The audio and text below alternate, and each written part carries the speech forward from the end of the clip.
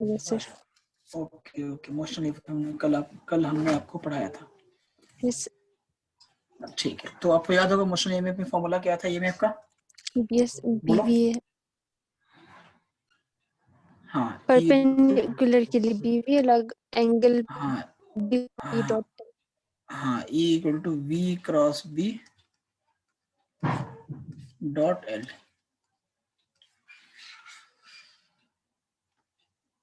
है ना? E is equal to V cross B dot L। Dot ठीक, और अगर तीनों परपेंडिकुलर हो तो E इज इक्वल टू BV बी एल। BVL। चलो एक सिंपल सा क्वेश्चन देता हूँ। Let us suppose I have a uniform magnetic field, and in this magnetic field if I place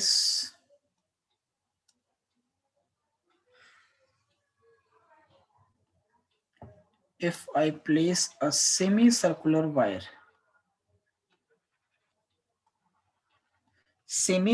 wire, ठीक, और इस वायर को या इस कंडक्टर को मैंने वेलोसिटी दी v,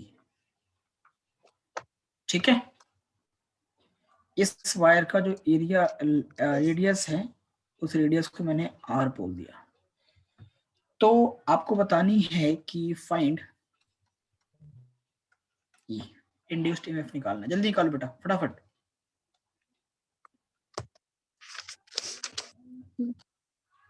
एरिया बीवीएल लगा देंगे। लगाओ, बीवीएल लगाओ। वी एल चाहिए ना आपको? सर एल चाहिए होगा। बीवीएल। Yes sir. एल कैसे निकालोगे? 2r एल की वैल्यू क्या होगी? Length of the conductor 2r 2r या पाई आर? सर आपने कहा था डिस्प्लेसमेंट लेंथ लेना होता है। हाँ एग्जैक्टली, हमेशा डिस्प्लेसमेंट लेंथ लेना है, हमेशा। ये मैंने शायद पढ़ाया भी आपको क्या? डिस्प्लेसमेंट लेंथ लेने के लिए मैंने पढ़ाया है। Very good. तो हमेशा डिस्प्लेसमेंट लेंथ लेना है। यस सर ये आपको बताया। हाँ हाँ, ये आपका होगा 2r। तो जब ये l हो जाएगा 2r तो e इक्वल क्या होगा? BVL, तो b into v into 2r यानी कि होगा 2BVR। ठीक है, बहुत बढ़िया, very good, very very good.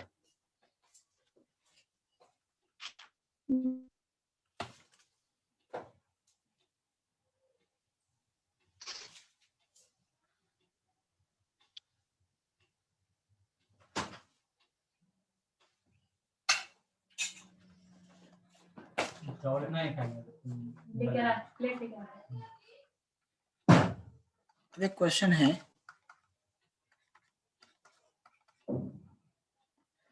let us suppose I have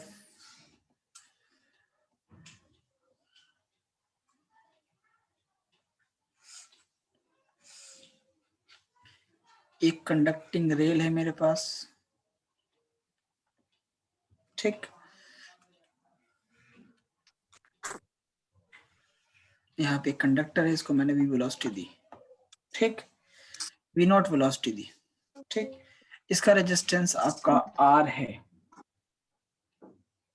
ठीक है बेटा, इसका रेजिस्टेंस r है, ठीक है। और ये जो कंडक्टिंग रॉड है ना, ये जो कंडक्टिंग रॉड है ना, ये स्लाइडिंग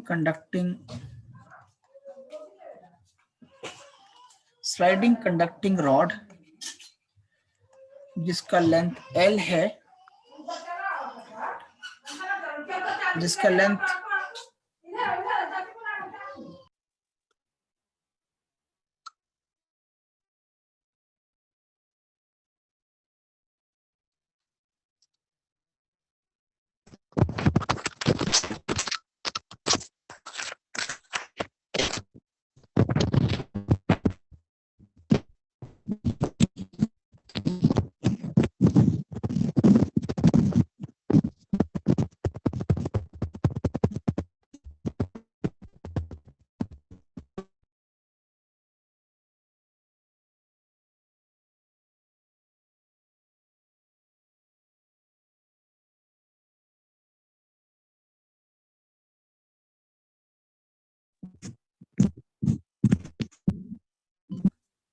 ठीक है, तो ये स्लाइडिंग कंडक्टिंग रॉड है और इस रॉड का रेजिस्टेंस दिया है वो R ohm, small r ohm, and इस रॉड की जो लेंथ मैंने मान ली है वो स्मॉल l मान ली है। ठीक है, then you need to find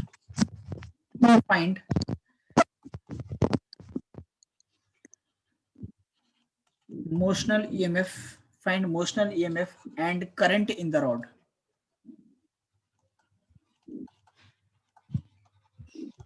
Motional EMF and current in the rod. दूसरा निकालना आपको find the force required. Find the force required to keep rod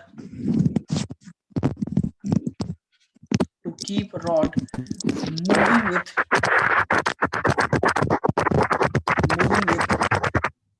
constant velocity,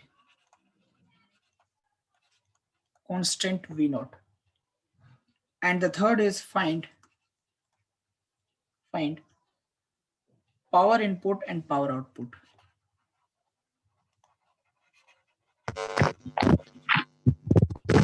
तुम्हारी आवाज नहीं आ रही, मेरी आवाज आपको मिल रही है? You are not audible at all.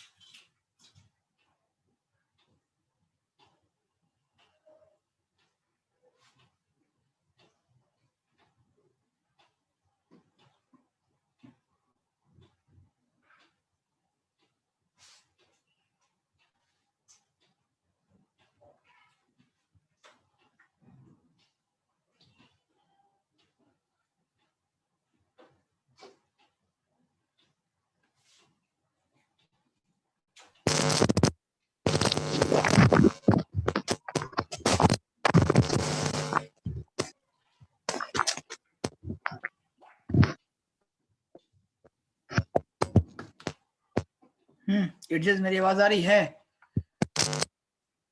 आपको इमोशनल ईएमएफ निकालना है and current in the rod. ठीक है, देखो इमोशनल ईएमएफ कितना होगा? अब क्या है? जैसे ही रॉड मूव करना स्टार्ट करेगा it will behave like a cell. ठीक है, और वो कैसा सेल के जैसा बिहेव करेगा? E is equal to V cross B dot L। ये तो होगा। तो वेलोसिटी ऑफ रॉड आपका इधर की तरफ, मैग्नेटिक फील्ड आपका इनवर्ड है। ठीक है, तो V क्रॉस B किधर होगा? ऊपर की तरफ। ठीक है, ऊपर की तरफ होगा। ठीक, ऊपर की तरफ होगा। ओके, ऊपर की तरफ होगा तो जो सेल बनेगा उसका पॉजिटिव टर्मिनल ऊपर की तरफ होगा और नेगेटिव टर्मिनल नीचे की तरफ होगा।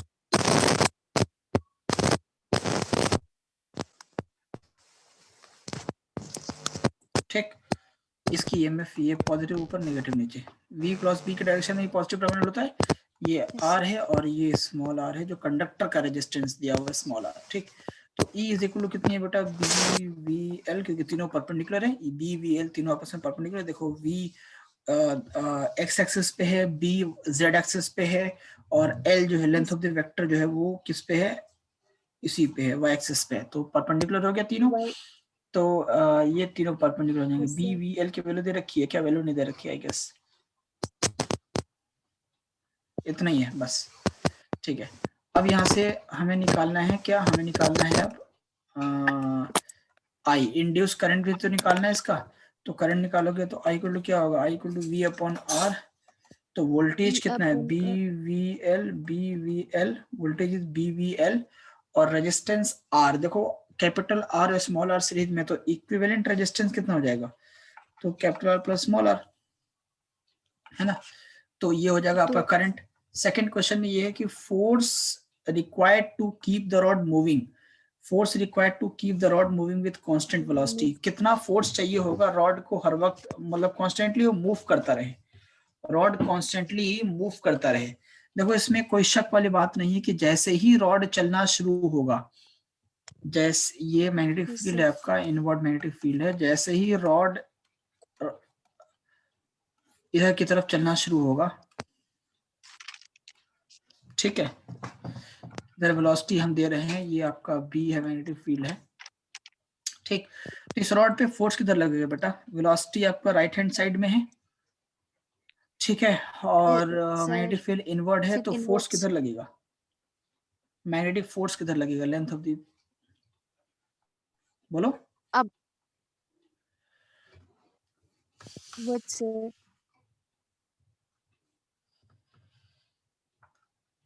बोलो भाई। अब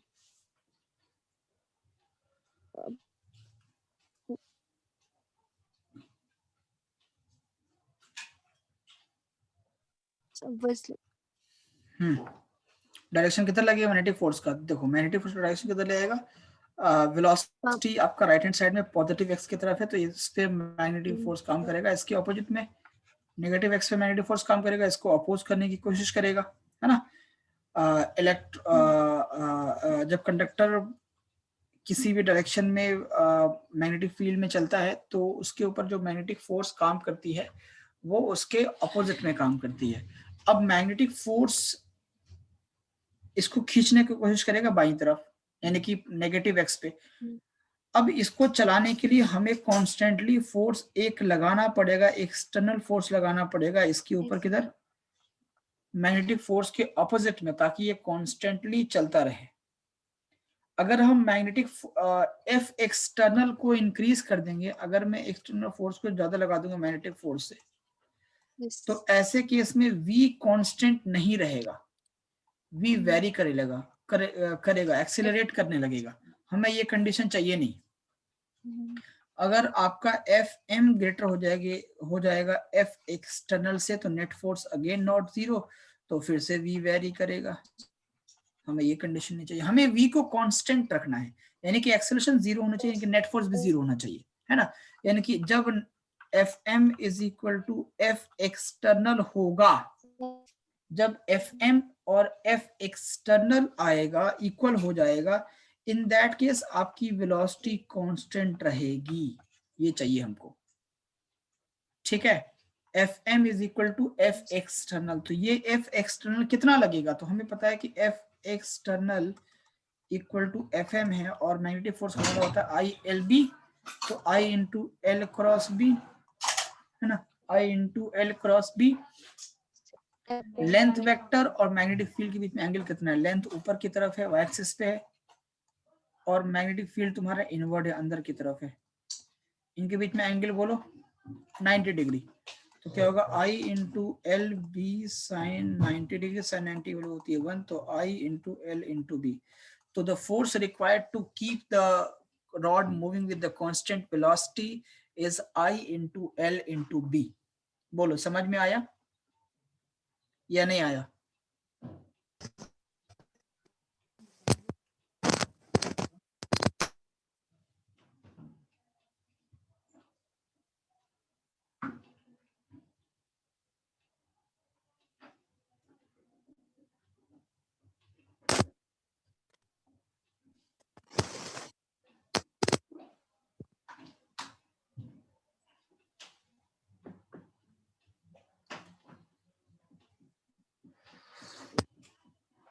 बच्चे बोलो, क्लियर हो गया? तो आई एल बी, आई हमको पता है, हमने पीछे निकाला था अभी, आई हमने पीछे निकाला था, that is B V L upon R plus R into L into B, तो ये हो जाएगा बी का स्क्वायर वी इंटू एल का square upon R plus R, ये होगा एफ एक्सटर्नल, इतना फोर्स लगाना पड़ेगा। जो नेक्स्ट क्वेश्चन था हमारा, third part of the question था, वो ये था कि that find the power input and power output, कितना इनपुट पावर हमने दिया होगा, कितना पावर आउटपुट लगा होगा, सिंपल सा क्वेश्चन है। इनपुट पावर यानी कि इनपुट पावर कौन दे रहा, हम दे रहे हैं ना, हम उसको चला रहे हैं, तो इनपुट पावर तो हम दे रहे हैं, पावर इनपुट जो इसको मिल रहा है वो कौन दे रहा है? पावर इनपुट वो हम दे रहे हैं बाय एफ एक्सटर्नल, है ना। तो पावर का फॉर्मूला क्या होता है? अच्छा, एफ एक्सटर्नल की वैल्यू क्या होगी? वो तो चेंज करेगी, है ना।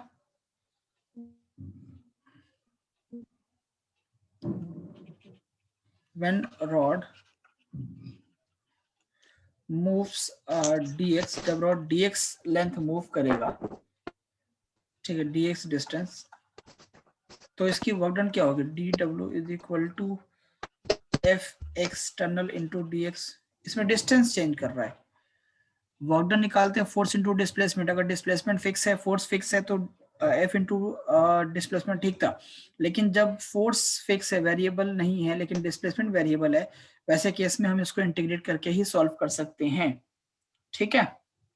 ओके, एंड पावर का फॉर्मूला होता है, वर्क डन अपॉन टाइम, एक D W upon D T, यानी कि F external into D X upon D T, यानी कि F external into velocity. D X upon D T क्या होता है? वेलोसिटी, और वेलोसिटी एफ एक्सटर्नल की वैल्यू कितनी थी? B square V into L square upon R plus R into V. तो अब हो जाएगा B power input equal to B V square L square, ये सभी स्क्वायर हो जाएंगे, अपॉन आर प्लस आर। ये इनपुट पावर हो गया, इतना पावर हम दे रहे हैं। आउटपुट पावर कैसे निकलेगा?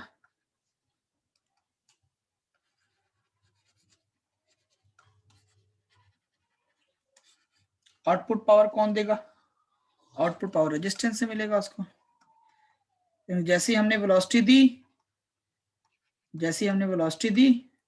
वेलोसिटी देते ही उसके वो सेल के जैसा बिहेव करने लगा, और वो जब सेल के जैसा बिहेव करेगा तो करंट आएगा, और करंट आएगा तो जो करंट रेजिस्टेंस में पास करेगा, तो वो अब रेजिस्टेंस के अक्रॉस पावर डिसिपेट होगा, आउटपुट पावर, है ना।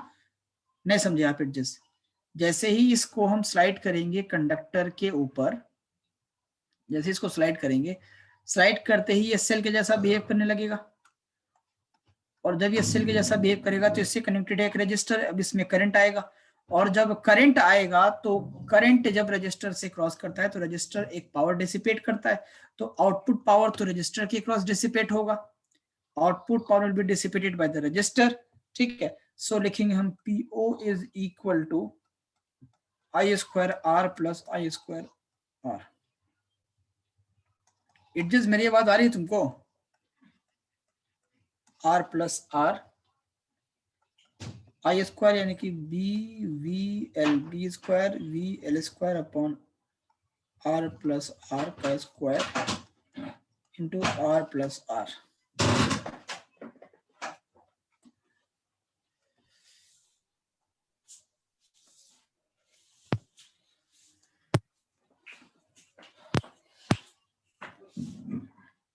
ठीक है, स्क्वायरिंग करोगे तो क्या मिलेगा आपको? बी स्क्वायर वी नॉट का square into L square upon R plus R multiplied by R plus R. ये कटेगा, ये कट जाएगा, तो वही बचेगा वापस से PO is equal to B square V not का square L square upon R plus R. ठीक है, जितने मैकेनिकल एनर्जी हमने दी थी उतने मैकेनिकल एनर्जी हमको मिला। देखो, जितना इनपुट पावर हम दिए थे मैकेनिकल फॉर्म में, उतनी हमें आउटपुट पावर मिला इलेक्ट्रिकल के फॉर्म में। बोलो क्लियर? बोलो क्लियर? बोलो एडजस्ट क्लियर है या नहीं है?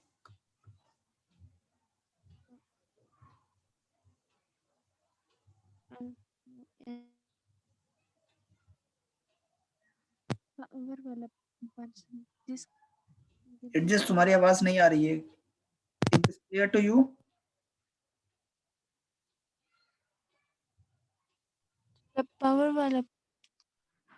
पावर वाला समझ में नहीं आया? देखो, तो यहाँ पे पावर कौन दे रहा है? देखो, एक मैग्नेटिक फील्ड में सिंपल सा कंडक्टर रखा हुआ है। अब मैंने इसको वेलोसिटी दी, तो जब मैं इसको वेलोसिटी दूंगा, जब मैं इसको खींचूंगा एक तरफ स्लाइड करूंगा, तो मैं एनर्जी कंज्यूम करूंगा, है ना। मेरे स्लाइड करने से, मेरे एनर्जी कंज्यूम करने से ये एक सेल के जैसा बिहेव करने लगा। सेल के जैसा बिहेव किया तो इसके अंदर करंट आई। करंट आई तो इस कंडक्टर के रजिस्टर में फ्लो की, प्लस जो रेल का रजिस्टर था उसमें फ्लो किया। तो पावर कैसे मिला? मेरे वर्क से पावर मिला ना। The mechanical work which I did in moving the conductor, इस फॉर्म में पावर मिला कंडक्टर को। और मेरे मेरे वर्क डन करने से इसके अंदर करंट आया, और उस करंट ने जब वो करंट जब रेजिस्टेंस से पास करता है तो रेजिस्टेंस करंट को कंज्यूम करके पावर डिसिपेट करता है। अगर ये रजिस्टर हो सकता है कि बल्ब हो, तो बल्ब ग्लो करके पावर डिसिपेट करेगा। समझ रहे बात को? तो आउटपुट पावर, जो यहाँ पे जो इनपुट पावर है वो मैकेनिकल वर्क से आया, यानी कि जो मैंने वर्क किया इस कंडक्टर के ऊपर, और जो आउटपुट पावर है वो इलेक्ट्रिकल वर्क से आया। नहीं समझ में आया? बोलो। तो इनपुट पावर निकालने के लिए हमें मैकेनिकल वर्क निकालना पड़ेगा, हमें वर्क डन निकालना पड़ेगा। इनपुट पावर के लिए हमें वर्क डन निकालना पड़ेगा। तो वर्क डन, क्योंकि देखो डिस्टेंस तो कंटिन्यूअसली वेरिएबल है, क्योंकि रॉड कंटिन्यूअसली आगे की तरफ मूव कर रहा है, रॉड कंटिन्यूअसली आगे की तरफ मूव कर रहा है, तो डिस्टेंस हर बार चेंज हो रहा है, हर बार डिस्टेंस चेंज होगा, है ना। इसलिए हमने क्या किया कि मान लेते हैं dx डिस्टेंस चल रहा है, तो dx डिस्टेंस का वर्क डन क्या होगा? dw equal to F external into dx। Force तो कांस्टेंट है ना। तो पी पावर इक्वल टू होता है वर्क डन अपॉन टाइम। ये तो फॉर्मूला पढ़ा होगा क्लास 11th में, dw अपॉन dt। तो F external into dx is dw, और upon dt, dx upon dt will become velocity, है ना। And f external into velocity, f external कितना आया था? b square v into L square upon R plus R. इसको मैंने v से multiply कर दिया, तो आपका आ गया ये पावर इनपुट। लेकिन आउटपुट पावर किस फॉर्म में मिला हमें? इलेक्ट्रिकल पावर के फॉर्म में मिला, यानी कि रेजिस्टेंस जो पावर डिसिपेट कर रहा है उस फॉर्म में मिल रहा है। अगर वहां पे रेजिस्टेंस की जगह पे एक बल्ब था तो बल्ब ग्लो होकर हमें पावर मिला। तो दो रजिस्टर्स हैं, एक कैपिटल आर एक स्मॉल आर है, दोनों रजिस्टर्स की पावर को ऐड कर देते हैं, I square R plus I square, क्योंकि सीरीज में इसलिए मैं आई स्क्वायर आर यूज कर रहा हूँ, ठीक है। I square into R plus are.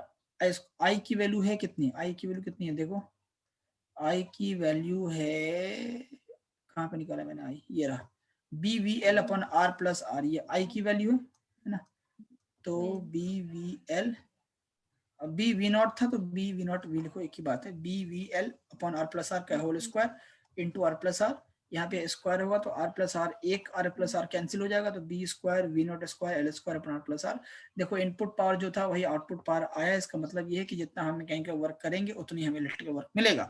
जितना आप वेलोसिटी दोगे उस कंडक्टर को, उतना ही ज्यादा आपको करंट मिलेगा उस बल्ब के क्रॉस, उस रजिस्टर के क्रॉस। नहीं समझ में आया तो बोलो। नहीं आया क्या? edges, stands and edges, is this clear to you or not? तुम्हारी आवाज नहीं आ रही, बिल्कुल भी नहीं। आई एम नॉट, और you are not audible at all.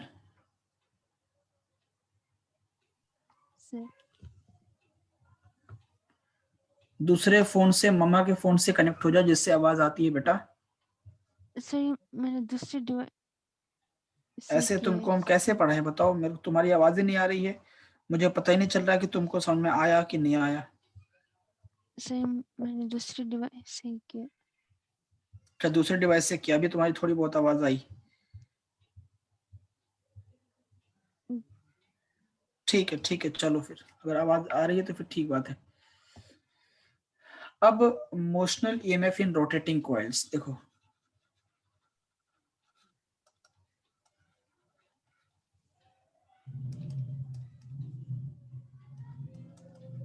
Sir वो पावर वाला आप करा रहे थे सब, तब डिस्कनेक्ट हो गया था, तो फिर इस डिवाइस से। तो पावर वाला आपको समझ में आया कि नहीं आया बताइए? हाँ यस सर, अभी आपने रिपीट हैं?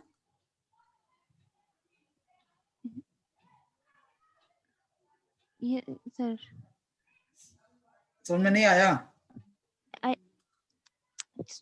सर आया है। 1 मिनट जरा होल्ड करो।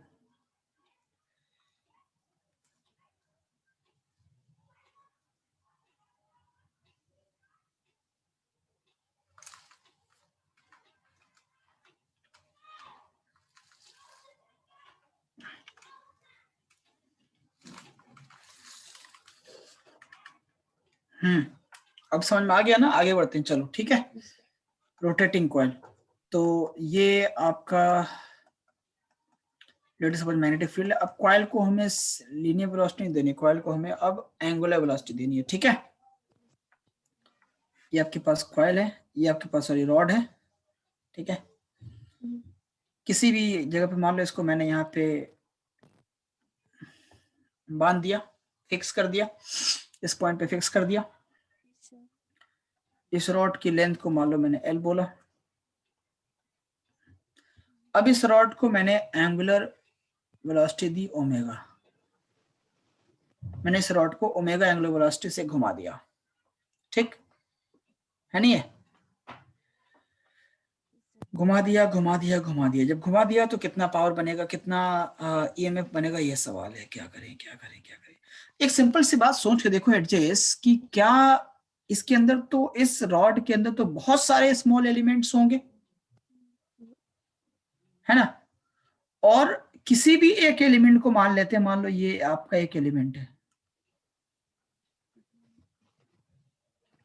और जैसे ही उसको आप एंगुलर वेलोसिटी दोगे तो सबसे पहले जो पहली मूवमेंट इसके अंदर आएगी वो तो लीनियर ही होगी। पहली मूवमेंट जो आएगी वो तो लीनियर ही होगी, चाहे कोई भी डीएक्स, कोई भी स्मॉल एलिमेंट हो। आप एलिमेंट यहाँ का मान लो, पहला मूवमेंट तो इसका लीनियर ही होगा, फिर जाके ये घूमेगा ना, पहला मूवमेंट तो लीनियर ही होगा कभी भी, है ना। जब कोई बॉडी सर्कुलर पाथ पे चलता है तो किसी भी एक पॉइंट पे इसकी वेलोसिटी लीनियर होती नहीं होती है, होती है। Yes, sir.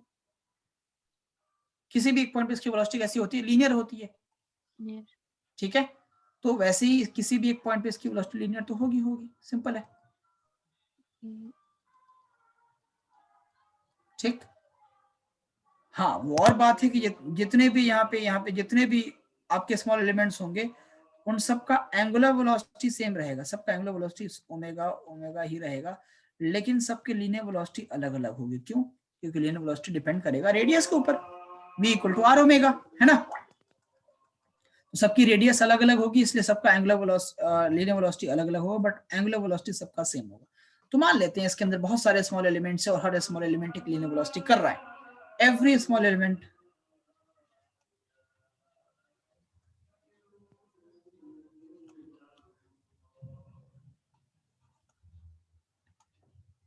of the rod would be moving with some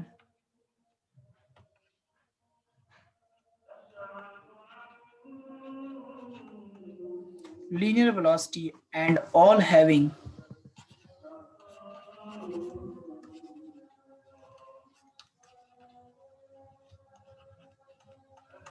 same angular velocity। तो अब कंडीशन क्या हो जाएगा, अब कंडीशन ये हो जाएगा कि आपके पास उसी कांस्टेंट मैग्नेटिक फील्ड में कोई एक छोटा सा एलिमेंट मान लेता हूं मैं, छोटा सा एलिमेंट ये, ठीक। ये आपका एलिमेंट है, इस एलिमेंट के थिकनेस को मैं dx कह लेता हूं, और ये जो एलिमेंट है ये आपके नॉट से फिक्स्ड पॉइंट से x डिस्टेंस दूरी पर है, ठीक। कितना दूरी पर है, x डिस्टेंस दूरी पर, dx लेंथ का, dx थिकनेस का एक सेगमेंट ऑफ द रॉड है, और इसकी वेलोसिटी कौन सी है, लीनियर वेलोसिटी है v, ये आपका है मैग्नेटिक फील्ड, ठीक बेटा। तो जिस तरीके से हम लोग पढ़ते थे लीनियर वेलोसिटी वाला, कंडक्टर को लीनियर वेलोसिटी दी मैंने, किसी मैग्नेटिक फील्ड में कितना ईएमएफ आएगा वो हम वैसे ही हम कर लेते हैं, एक dx पे निकाल लेते हैं, इंटीग्रेट करेंगे तो पूरे पे निकल जाएगा, सिंपल है नहीं है। हमें पता होता है कि लीनियर वेलोसिटी इक्वल टू होता है v equal to r into omega, ठीक है। and dx is at distance x, dx कितना दूर है नॉट से, x डिस्टेंस दूर है पाइवोट पॉइंट से, है ना। dx is at distance x from axis of rotation.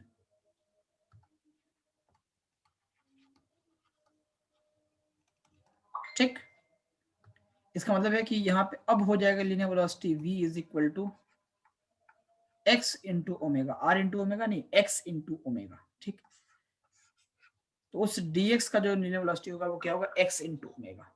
ठीक, तो अब उसका ईएमएफ निकाल लेते हैं। सो ईएमएफ dx का ईएमएफ तो de होगा, de is equal to formula क्या होता है, bvl, v इंटू l।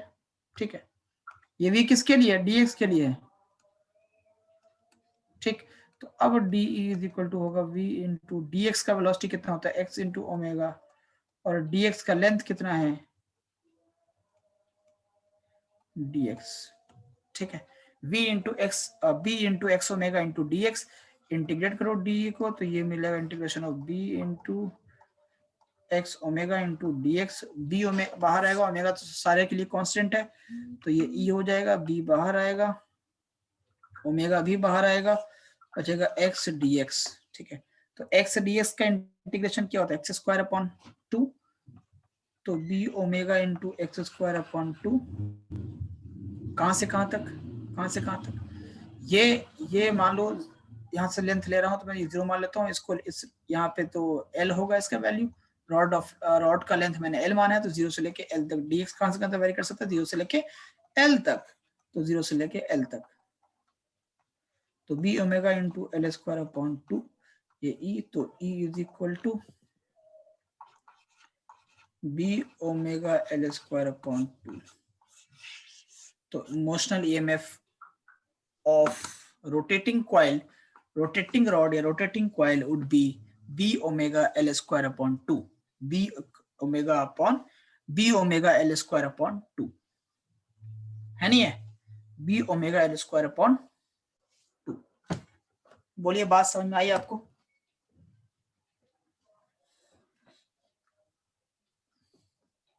हाँ भाई बोलिए बात समझ में आई नहीं आई। अगर मान लो किसी रॉड को, तुम्हारी आवाज नहीं आ रही यार कुछ भी, तुम हो भी नहीं मीटिंग, मुझे पता नहीं, एडजस्ट मीटिंग में तो है,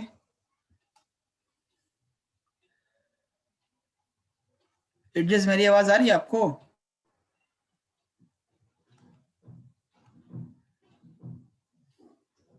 मान लो ये रॉड है, इसका लेंथ a से b तक मैंने डिनोट किया है, इसका लेंथ मैंने l बोल दिया, इसको वेलोसिटी मैंने b दी, मैग्नेटिक फील्ड b के अंदर रखा हुआ है, v ऊपर b अंदर, तो इसका v क्रॉस b किधर होगा, इधर की तरफ होगा, v क्रॉस b। अगर v क्रॉस b इसका इधर है तो इसका सेल भी जो क्रिएट होगा वो कुछ इस तरीके से क्रिएट होगा, है ना, जिधर v क्रॉस b उधर ही प्लस, दूसरा वाला माइनस। ठीक है, तो अब क्योंकि देखो a जो है वो पॉजिटिव एंड की तरफ है, b जो है वो नेगेटिव एंड की तरफ है, a लेफ्ट साइड में, जो लेफ्ट साइड में पॉजिटिव एंड है, यानी कि a हायर पोटेंशियल पे है, यहाँ पे जो है a जो है वो हाई पोटेंशियल पर है, और b जो है यहाँ पे वो लो पोटेंशियल पर है। ठीक है, तो जब हम va माइनस vb निकालेंगे तो ये तो सिंपल आएगा b omega L square upon 2। अगर vb माइनस va कोई कहता तो minus b omega L square upon 2 हो जाता, अगर कोई vb माइनस va कहता तो minus b omega L square upon 2 हो जाता। ठीक है, जैसे एक सिंपल सा क्वेश्चन तुमको देता हूं कि मान लो एक यूनिफॉर्म मैग्नेटिक फील्ड के अंदर एक कंडक्टर है और इस कंडक्टर का लेंथ मान लो मैं कहता हूं कि ये L है, इस कंडक्टर का लेंथ जो है वो L है, यहां से यहां तक ये L/2, यहां से यहां तक ये L/2। ठीक, और यहाँ पे इसको पाइवोट कर दिया, फिक्स कर दिया। ठीक है, ये 0,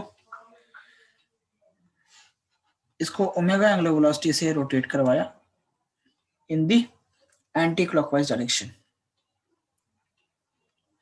लेट अस सपोज ये पॉइंट बी है और ये पॉइंट ए है, ओ बी ए, ठीक है। ओ से बी तक l/2, बी से ए तक भी l/2। नाउ क्वेश्चन इज कि फाइंड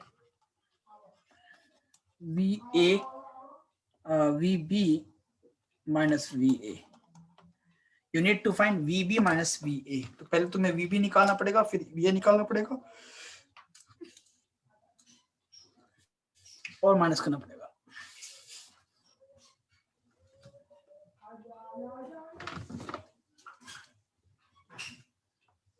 जल्दी बताओ एडजस्ट।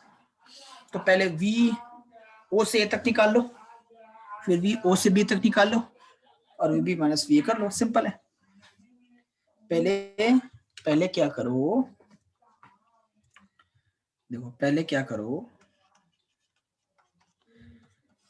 ये तुम्हारा O है, ये तुम्हारा A है, इसका लेंथ कितना है L हो गया, ठीक है। एंगुलर वेलोसिटी कितना मिला, ओमेगा मिला, ठीक। यहाँ पे तो इसका OA का लेंथ कितना है L है, ओके। तो यहाँ पे जो EMF निकालोगे बिटवीन O एंड A, देखो इसका कोई पार्ट अगर तुम अज्यूम करोगे ये dx, तो इसकी वेलोसिटी ऊपर की तरफ है और इसमें मैग्नेटिक फील्ड अंदर की तरफ है। तो फिर से वही वापस से वेलोसिटी ऊपर, मैग्नेटिक फील्ड इन अंदर, ठीक है। तो ये तो V क्रॉस B किधर आएगा तुम्हारा, V क्रॉस B तुम्हारा इधर आएगा, लेफ्ट साइड में ही आएगा, कोई दिक्कत वाली बात नहीं है, ठीक है। मतलब कि सेल कैसे क्रिएट होगा, ये इधर और ये इधर, ये प्लस ये माइनस, यानी कि O जो है तुम्हारा वो हायर पोटेंशियल पर है और जो A है वो लोअर पोटेंशियल पर है, सिंपल है ना। O तुम्हारा हायर पोटेंशियल पर है और A तुम्हारा लोअर पोटेंशियल पर है, ठीक। यानी कि VO माइनस VA निकालेंगे तो पॉजिटिव आएगा, VO minus VA equal to B omega L square upon 2। कोई दिक्कत नहीं होना चाहिए, ठीक। अब नाउ O से A तक निकाल लिया, अब O से B तक निकाल लो। ये O, ये B और ये लेंथ L/2, देखो O से B तक लेंथ L/2 है ना, L/2। इसको भी वेलोसिटी किधर, ऊपर की तरफ, एंगुलर वेलोसिटी ओमेगा, सिंपल है। तो वेलोसिटी ऊपर, मैग्नेटिक फील्ड इनवर्ड, तो V क्रॉस B किधर होगा, लेफ्ट साइड में। यानी कि इसका भी पोटेंशियल कुछ ऐसे बनेगा कि ये प्लस और ये माइनस, O इधर और B इधर, O हाई पोटेंशियल पे, B लोअर पोटेंशियल पे, तो ये होगा VO minus VB is equal to B omega L/2 का होल स्क्वायर अपॉन 2 होगा, क्योंकि यहाँ लेंथ L/2 है। तो लिखेंगे B omega L square upon 2, 4 दूना 8, ठीक है। ये क्वेश्चन 2 हो गया और ये क्वेश्चन 1। हमें निकालना था VB माइनस VA, तो इक्वेशन 1 इक्वेशन 2 को ऐड कर दो या सब्ट्रैक्ट कर दो। देखो subtract 1 from 2, VO minus VB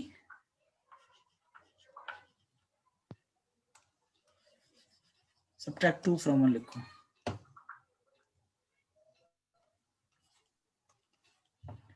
VO minus VA minus VO minus VB,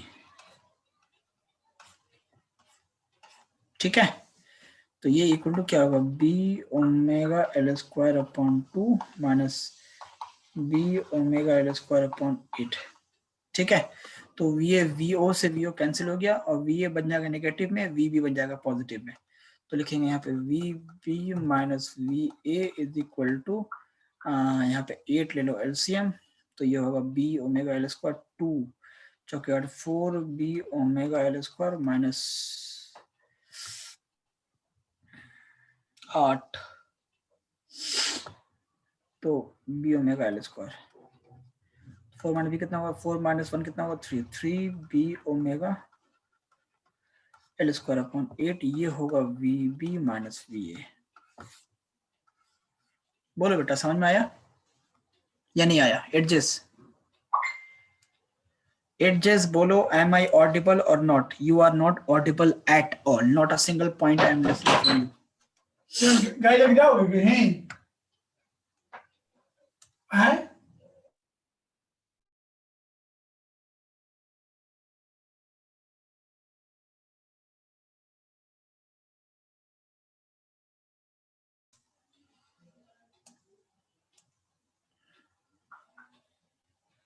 okay, clear है ना? यहाँ तक कोई दिक्कत नहीं है एडजस्ट? ओके चलो, जब तुमको यहाँ तक कोई दिक्कत नहीं फिर हम आगे बढ़ते हैं। Okay okay okay,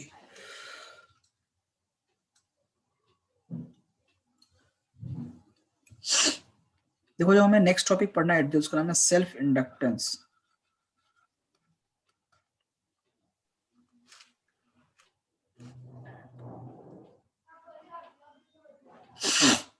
self inductance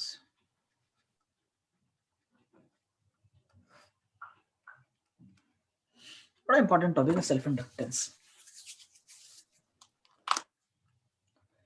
inductance कैसे आएगा? इंड्यूस्ड से ही इंडक्टेंस आ रहा है ना, है?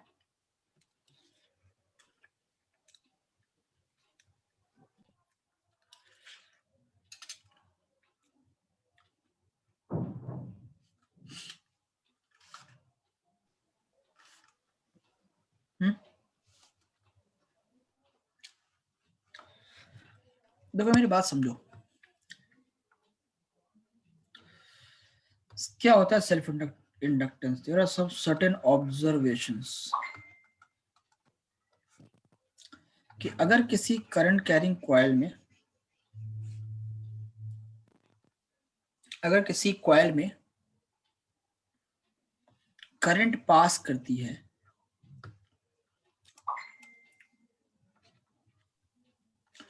And if the current is variable, हमें पता है कि किसी भी कंडक्टर में अगर करंट वेरिएबल होगा, करंट वेरी करेगा, तो उस करंट से मैग्नेटिक फील्ड बनेगी और मैग्नेटिक फील्ड भी वेरी करेगा, है ना? और मैग्नेटिक फील्ड वेरी करेगा तो मैग्नेटिक फ्लक्स आएगा, मैग्नेटिक फ्लक्स या मैग्नेटिक फ्लक्स वेरी करेगा, मैग्नेटिक फ्लक्स वेरी करेगा तो इंड्यूस करंट आएगा।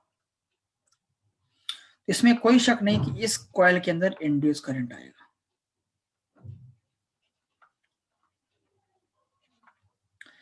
एक ही कॉइल के अंदर, एक ही कंडक्टर के अंदर, अब तक हम क्या सीख रहे थे कि किसी भी कंडक्टर को मैग्नेटिक फील्ड में मूव करा दो या रोटेट करा दो तो उसके अंदर इंड्यूस्ड ईएमएफ आ जाता है,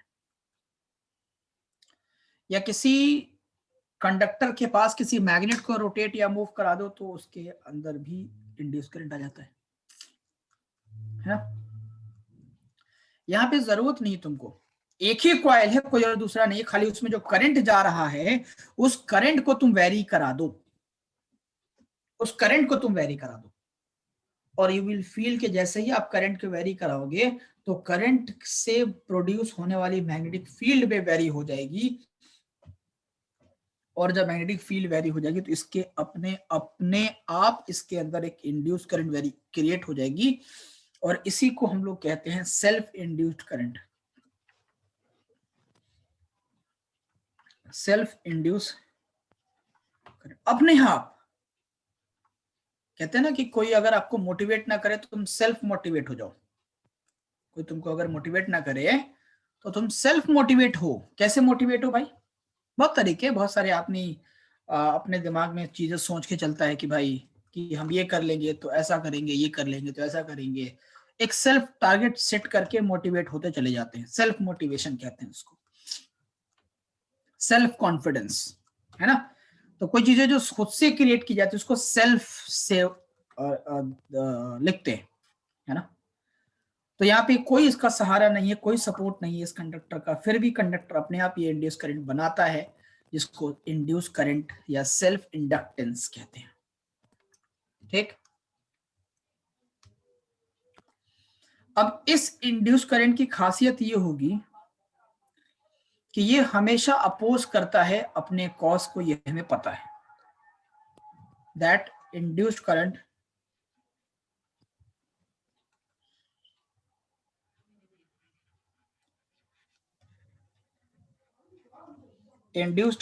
always opposes the cause।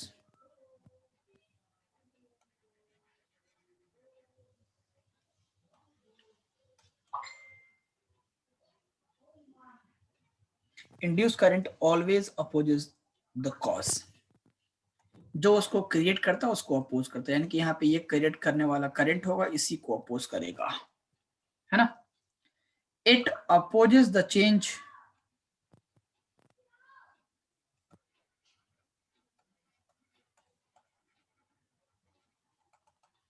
ये चेंज को अपोज करेगा, यानी आने वाली करंट को आने नहीं देगा और जाने वाली करंट को जाने नहीं देगा। इसकी अलग ही खासियत है, अलग ही स्वैग चल रहा है इसका, कि आने वाली को आने नहीं देगा, जाने वाली को जाने नहीं देगा, इंक्रीजिंग करंट को इंक्रीज नहीं करने देगा और डिक्रीजिंग करंट को डिक्रीज नहीं करने देगा। अरे वाह, मतलब इसको इसको ना काम करना है और ये सेटिस्फाइड नहीं है। तो अगर तुम बढ़ रहे हो तो तुमको बढ़ने नहीं देगा, तुम घट रहे हो तो तुमको घटने नहीं देगा। दोनों ही सूरतों में आपके साथ रहेगा ये, आपके इर्द गिर्द रहेगा ये। लिख सकते हैं that it supports dying current, dying यानी कि decreasing current,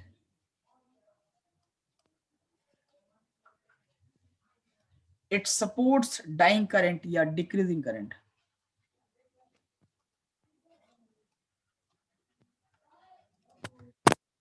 and it opposes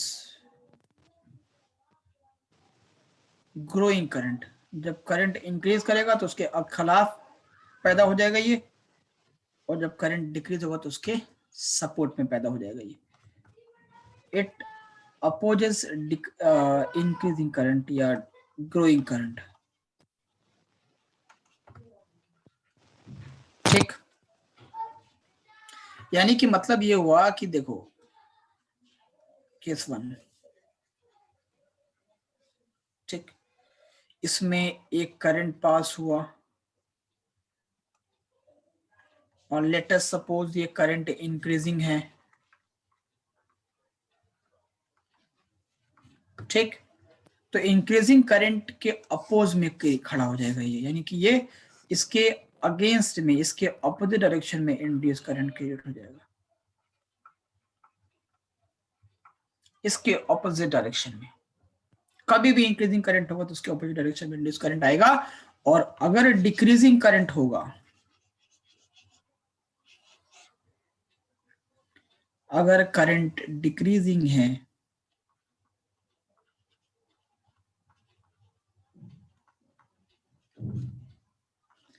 तो इस डिक्रीजिंग करंट को सपोर्ट करेगा उसी के डायरेक्शन में फ्लो करके, ठीक। इंक्रीजिंग करंट को अपोज, डिक्रीजिंग करंट को सपोर्ट।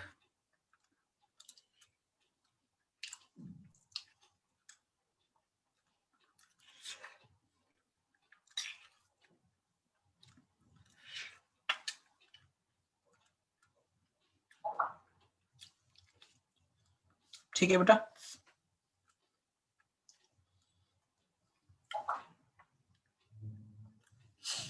क्या है इसकी एक्सप्लेनेशन, क्या है इसकी?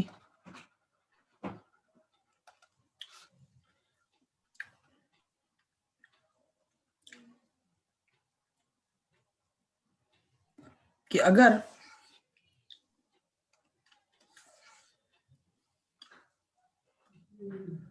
कोई करंट कैरिंग कंडक्टर है, carrying a current in the clockwise direction, and due to this current a magnetic field will be produced inside like this. इस करंट को हम लोग प्राइमरी करंट कहते हैं,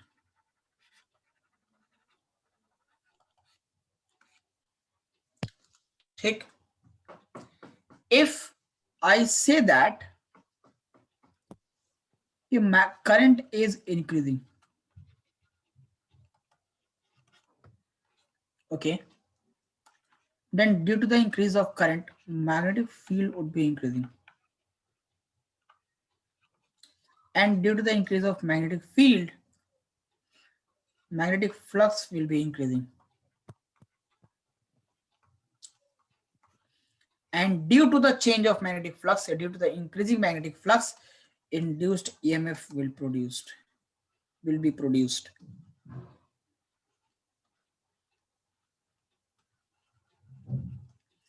Induced EMF will be here, and due to induced EMF, a current will be induced.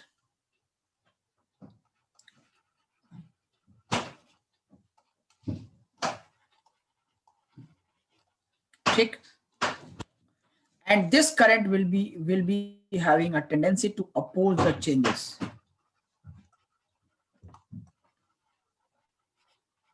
Oppose the changes using Lenge's law. Using Lenge's law. है नहीं है? ठीक है जस?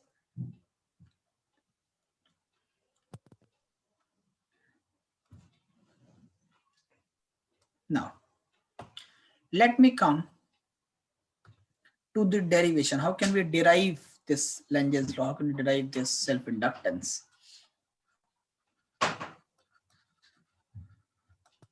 Coming to derivation. See, मान लो कि इस इंडक्टर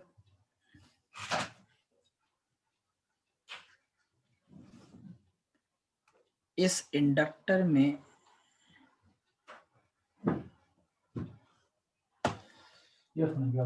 इस इंडक्टर में I करंट फ्लो कर रहा है।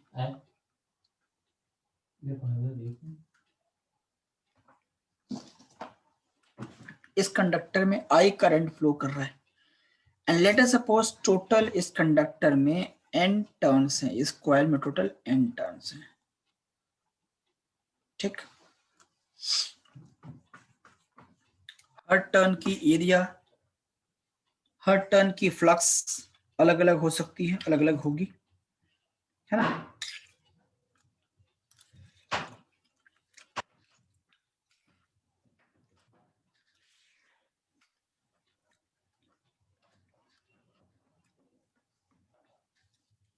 मान लेते हैं किसी भी एक टर्न का flux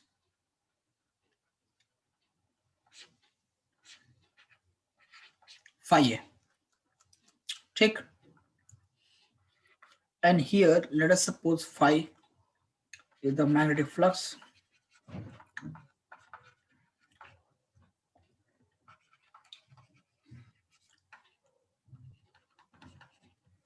linked with one coil.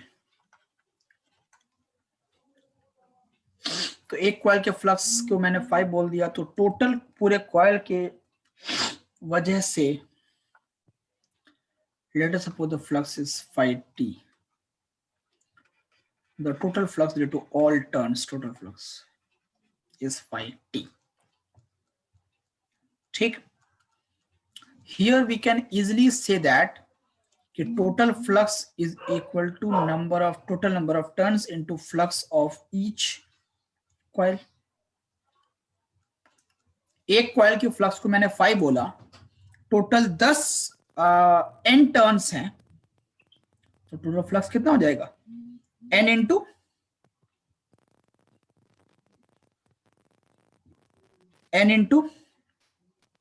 Phi. ठीक है, n इंटू फाई। हमें साफ साफ पता है कि करंट के चेंज होने पे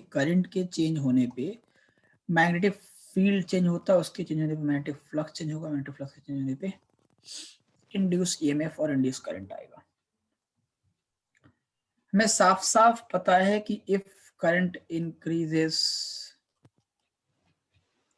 हमें साफ साफ पता है कि दैट इफ करंट इंक्रीजेस तो फील्ड विल इंक्रीज, तो फ्लक्स विल इंक्रीज। ठीक है, इसका मतलब ये कि दिस फ्लक्स फाई या total flux of the coil depends directly upon current. Whenever the current will increase, the field will increase, the flux will increase. और जब भी करंट डिक्रीज करेगा तो फील्ड, मैग्नेटिक फील्ड डिक्रीज करेगा तो flux decrease करेगा। यानी कि करंट के बढ़ने पे फ्लक्स बढ़ा, करंट के घटने पे फ्लक्स घटा। मतलब कि करंट और फ्लक्स एक दूसरे के directly proportional. Okay, now here phi t we write as L into I. यहाँ पे साइन ऑफ प्रोपोर्शनलिटी मैंने क्या लगाया? L. एंड इसी एल को इंडक्टेंस कहते हैं, या इसको कोफिशिएंट ऑफ सेल्फ इंडक्टेंस भी कहते हैं। थोड़ा इज्जत दे के नाम लेते हैं, कोएफिशिएंट ऑफ सेल्फ इंडक्टेंस, इज्जत वाला नाम है।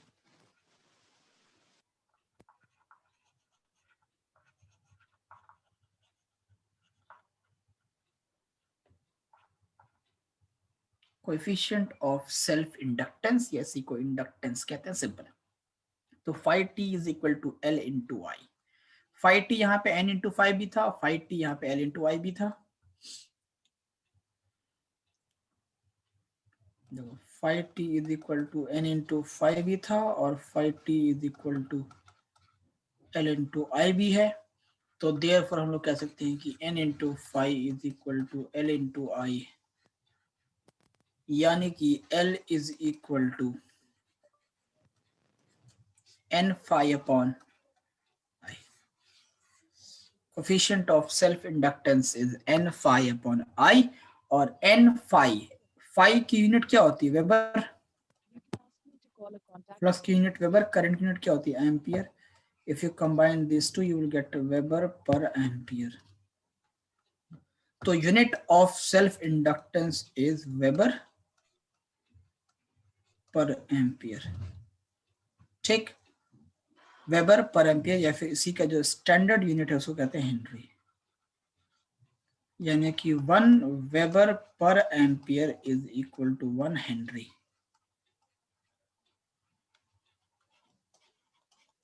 ठीक है, 1 weber per ampere is 1 henry. Current 1 ampere change हो तो फ्लक्स 1 एम्पियर आएगा, तो 1 हेनरी सेल्फ इंडक्टेंस होगा, कोफिशिएंट ऑफ सेल्फ इंडक्टेंस होगा। ठीक, इज दिस क्लियर? बोलिए बेटा, क्या आपको क्लियर है यहां तक?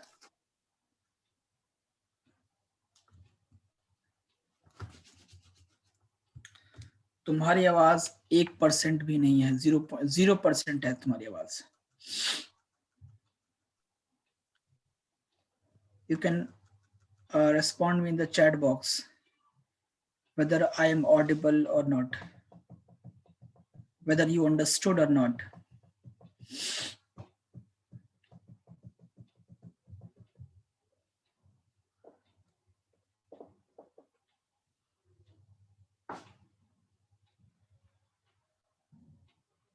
Okay, good, very good,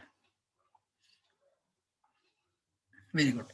चलो, तो इसके आगे फिर हम लोग और भी पढ़ेंगे, लेंजेस लॉ वगैरह भी अप्लाई करेंगे। लेंजेस लॉ के फिर लगाने के बाद फिर हम लोग ग्रोथ एंड डीके पढ़ेंगे। ग्रोथ डीके पढ़ने के बाद म्यूचुअल इंडक्टेंस, पढ़ने के बाद एसी जनरेटर चैप्टर खत्म। इसके बाद एसी शुरू करेंगे, अल्टरनेटिंग करंट। ठीक है, चलो आज की क्लास में